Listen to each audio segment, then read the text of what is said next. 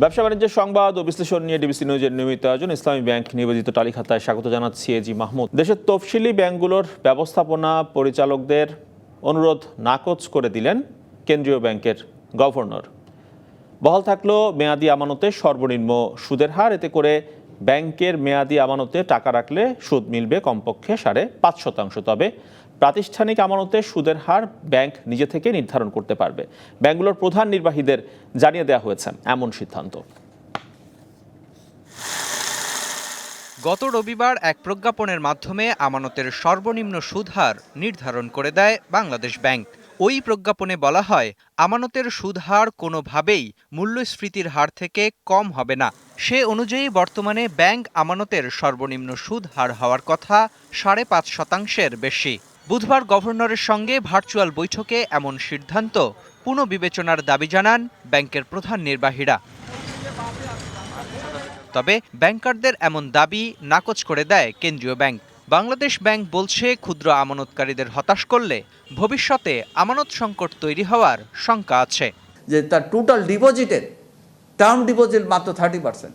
Bangladesh bank যে ডিসিশনটা নিয়েছে সেটা যুগোপযোগী এবং অন্য অন্য যে সমস্ত ডিপোজিটার ছিল তারা যাতে ক্ষতিগ্রস্ত না হয় সেই সেফগার্ড দেওয়ার জন্যই কিন্তু বাংলাদেশ ব্যাংক এই ডিসিশন নিয়েছে। ব্যাংকাররা বলছেন, হঠাৎ করে আমানতের সুদ হার নির্ধারণের এমন সিদ্ধান্ত ব্যাংকের মুনাফায় নেতিবাচক প্রভাব ফেলবে।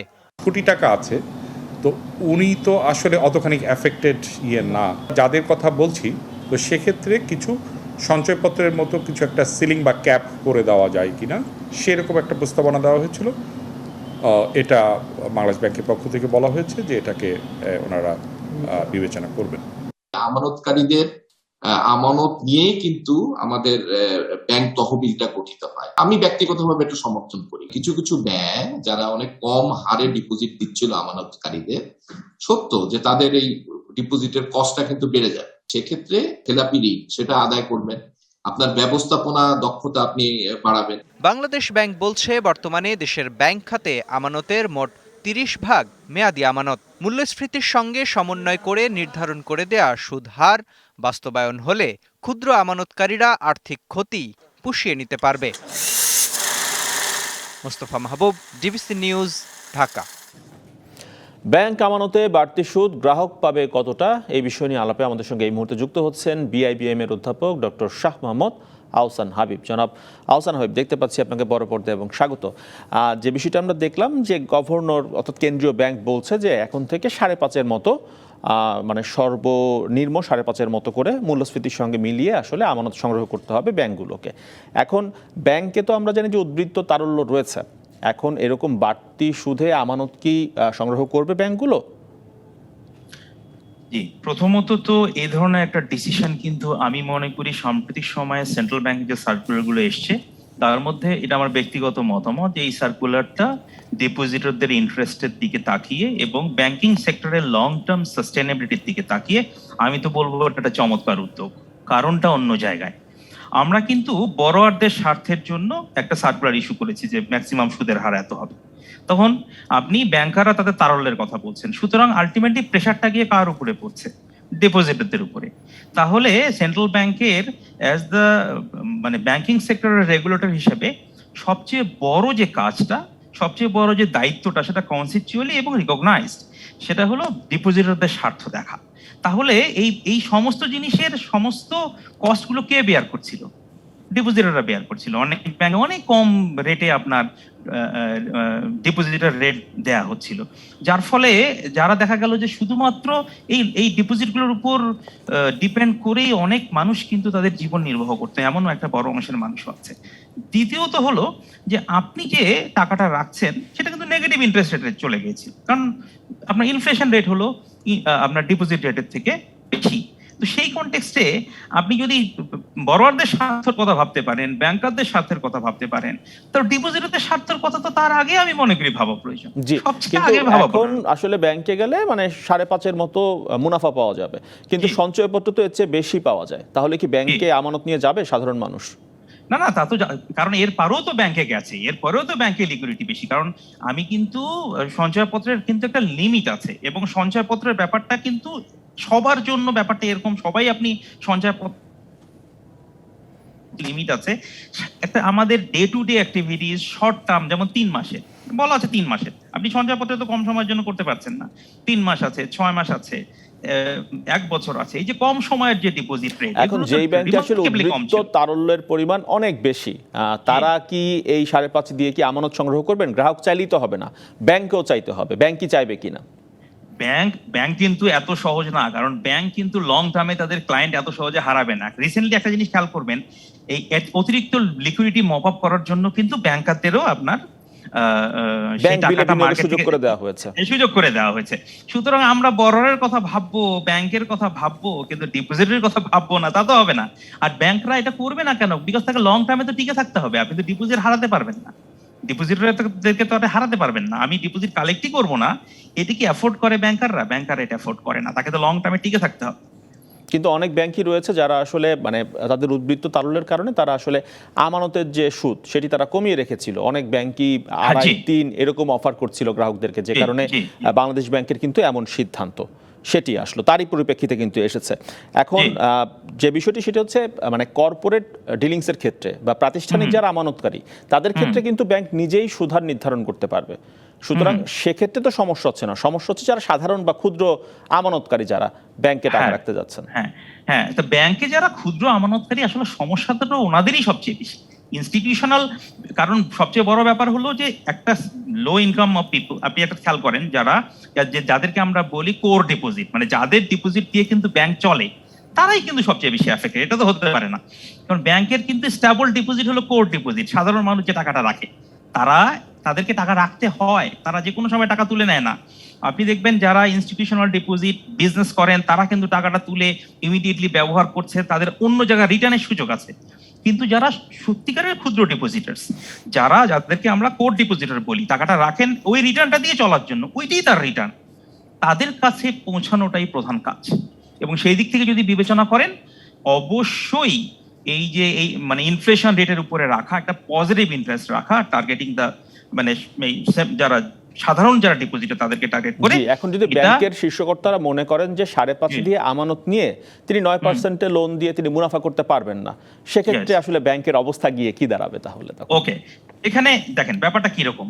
আপনি প্রথমে বড়োয়ারদের জন্য করলেন, ডিপোজিটরদের জন্য করলেন, ইয়েস এটা একটা ইস্যু, অবশ্যই এটা একটা ইস্যু যে মার্জিনটা ব্যাংকের চলার জন্য সাফিসিয়েন্ট কিনা।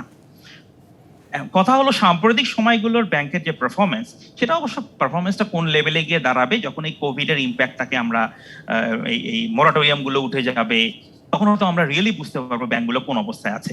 এখন পর্যন্ত কিন্তু ব্যাংকের যে তারা যেভাবে প্রফিট আর যে ফিগারগুলো তারা দেখাচ্ছেন, সেই অনুযায়ী কি মনে হচ্ছে যে ব্যাংকাররা খুবই প্রবলেমে আছেন, যে ডিপোজিটরদের রেট এই পরিমাণ কমাতে হবে? আমি যেটা মনে করি, খেয়াল করেন আপনি, এখন কিন্তু সেন্ট্রাল ব্যাংক এই দিক থেকে খুবই ডাইনামিক, প্রতি মুহূর্তে যে কোনো সময় প্রয়োজনে সার্কুলারগুলোকে পরিবর্তন করতে হচ্ছে। সুতরাং একটা আপার লিমিট, একটা লোয়ার লিমিট কিন্তু যখন ঠিক করা হচ্ছে, সুতরাং এই সময়টা কিন্তু আছে, সামনের দিনে ব্যাংকাররা বা সেন্ট্রাল ব্যাংক সেটাও বুঝতে পারবে ব্যাংকারদের এই অবস্থা মেনে নেওয়া সম্ভব হচ্ছে কি হচ্ছে না। এবং আমি যেটা মনে করি যে সেইখানে যদি অ্যাডজাস্টমেন্টের প্রয়োজন হয়, সেই অ্যাডজাস্টমেন্টটা নিচের দিকে করা ঠিক হবে না। এই দিকে সবসময় একটা মিনিমাম পজিটিভ ডিপোজিট রেট পাওয়া উচিত। সেই অ্যাডজাস্টমেন্টটা যদি করতে হয়, উপরের দিকে করা যেতে পারে, অন্য জায়গায় করা যেতে পারে, তাও সময় নিয়ে। সেটা হলো যে ব্যাংকগুলো এই অবস্থায় তারা পারে কিনা, কারণ এটাও কিন্তু একটা বড় উদ্দেশ্য যে লেন্ডিং এবং ডিপোজিট রেটের মাঝখানে গ্যাপটাকে আপনি কতটা কমিয়ে আনতে পারেন, খরচ কমিয়ে, এফিসিয়েন্সি দিয়ে যত কমিয়ে আনতে পারেন আপনি ততটা এফিসিয়েন্ট। সুতরাং এটা এফিসিয়েন্সির পথেও কিন্তু একটা প্রেশার, এবং এটা একটা positive pressure. I think. G, doctor Ahsan Habib, অসংখ্য ধন্যবাদ তালিকাতে যুক্ত হওয়ার জন্য এবং আমাদেরকে আজকে সময় দেওয়ার জন্য। Thank you very much. নতুন উদ্যোক্তা তৈরি এবং কর্মসংস্থান সৃষ্টির লক্ষ্যে 2টি স্টার্টআপ তহবিল তৈরি করেছে কেন্দ্রীয় ব্যাংক। এর মধ্যে একটি হচ্ছে কেন্দ্রীয় ব্যাংকের নিজস্ব অর্থায়নে 500 কোটি টাকার পুনঃঅর্থায়ন তহবিল। এখান থেকে উদ্যোক্তাদের 4% সুদে জামানতবিহীন ঋণ দেওয়া হবে। অপরটি করবে বাণিজ্যিক ব্যাংকগুলো। বার্ষিক নিট মুনাফা থেকে 1% নিয়ে স্টার্টআপ তহবিল গঠনের নির্দেশ দেওয়া হয়েছে ব্যাংকগুলোকে। গত বছর কেন্দ্রীয় ব্যাংক রফতানি খাতে সহজ শর্তে ঋণ দিতে 5,000 কোটি টাকার প্রি শিপমেন্ট ক্রেডিট স্কিমের আওতায় একটি তহবিল গঠন করে। এর সুদের হার কমিয়ে 5% করা হয়েছে, তবে এর ব্যবহার খুবই কম। এজন্য ব্যাংকগুলোকে এই তহবিল থেকে ঋণ বিতরণ বাড়ানোর জন্য নির্দেশ দেওয়া হয়েছে।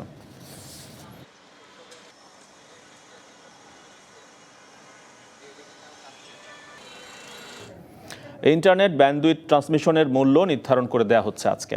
এতে করে ইন্টারনেট ব্যান্ডউইথ পরিবহনের খরচ নিয়ে দীর্ঘদিনের যে জটিলতা সেটির অবসান ঘটবে বলে আশা করছে বিটিআরসি। আজ দুপুর 2:30টায় এই ট্যারিফ ঘোষণা করবে বিটিআরসি। এতে গ্রাহক পর্যায়ে ইন্টারনেট সেবায় এক দেশ এক রেট বাস্তবায়নে আর কোনো সমস্যা থাকবে না। বিটিআরসি জানায়, ট্রান্সমিশন সেবার জন্য কয়েকটি ধাপে গ্রাহক পর্যায়ে ইন্টারনেট সেবাদাতা এবং পাইকারি ইন্টারনেট ব্যান্ডউইথ বিক্রেতা, ইন্টারন্যাশনাল ইন্টারনেট গেটওয়ে প্রতিষ্ঠানগুলোর জন্য মূল্য নির্ধারণ করা হয়েছে। দূরত্ব অনুযায়ী 10 MBPS থেকে শুরু করে 100 GBPS প্লাস পর্যন্ত বিভিন্ন ধাপে এই দাম নির্ধারণ করা হচ্ছে।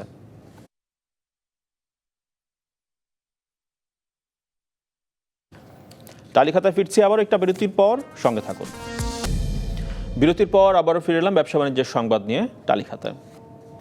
শেয়ার বাজারে তালিকাভুক্ত নুরানি ডাইং অ্যান্ড সোয়েটার কোম্পানির পরিচালনা পর্ষদ ভেঙে দেওয়ার সিদ্ধান্ত নিয়েছে নিয়ন্ত্রক সংস্থা বিএসইসি। একই সঙ্গে গঠন করা হবে নতুন পরিচালনা পর্ষদ। বিএসইসির সংবাদ বিজ্ঞপ্তিতে জানানো হয়েছে, ডিএসসির সরেজমিন পরিদর্শনে ফেনীর ফতেহপুরে এই কোম্পানির কারখানা বন্ধ পাওয়া গেছে। একই সঙ্গে রাজধানীর বাংলা মোটরের প্রধান কার্যালয় বন্ধ। আর্থিক তথ্য নিয়মিত দিলেও এসব তথ্য গোপন রেখেছে কোম্পানি কর্তৃপক্ষ। এমনকি কোম্পানির নিরীক্ষিত আর্থিক প্রতিবেদনও সেটি প্রকাশ করা হয়নি। এই দায়ে নুরানি ডাইং কোম্পানির অডিট ফার্মের বিরুদ্ধে ব্যবস্থা নেওয়ার সিদ্ধান্ত নিয়েছে বিএসইসি। দর্শক, এবারে জানিয়ে দেবো ঢাকার পুঁজিবাজারের খবরাখবর। চলে যাচ্ছি ডিএসসির ওয়েবসাইটে। আজকে সপ্তাহের শেষ কার্যদিবস। ইতিবাচক প্রবণতার মধ্য দিয়ে লেনদেন চলছে ঢাকার পুঁজিবাজারে।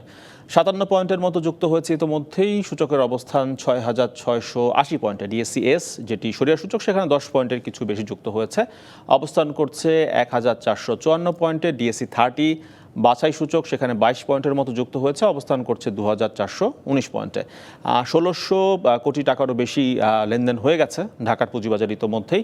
এবং আজকে অধিকাংশ কোম্পানির শেয়ার দর বেড়েছে। 224টি কোম্পানির শেয়ার দর বেড়েছে। কমেছে 123টি কোম্পানির, আর অপরিবর্তিত রয়েছে 29টি কোম্পানির শেয়ার এবং মিউচুয়াল ফান্ডের দর। দর্শকেই ছিল মোটামুটি ঢাকার পুঁজিবাজারের খবরাখবর। আমার কাছে টপ 20 তালিকা এক নজর দেখে নিচ্ছে। বেক্সিমকো এই শেয়ারটির দর বেশ বেড়েছে, আজকে 107 টাকা 70 পয়সা। আমরা দেখেছিলাম সপ্তাহের শুরুতে কিন্তু এই শেয়ারটি 90-এর ঘরে ছিল, 92-93-এর ঘরে ছিল। আজকে 100 টাকা ছাড়িয়ে গেছে দেখতে পাচ্ছি এই শেয়ারটির দর। আইএফআইসি ব্যাংক সেটি 16 টাকা বেশি দরে এই মুহূর্তে লেনদেন হচ্ছে ঢাকার পুঁজিবাজার। লঙ্কা বাংলা ফাইন্যান্স রয়েছে 3 নম্বরে, সেটি লেনদেন হচ্ছে 39 টাকায় ঠিক এই মুহূর্তে। আলিফ লেনদেন হচ্ছে 15 টাকা 60 পয়সায় ঢাকার পুঁজিবাজারে। ব্যবসা বাণিজ্যের সংবাদ তালিকাতে আজ এ পর্যন্তই। সঙ্গে থাকুন 24 ঘন্টা।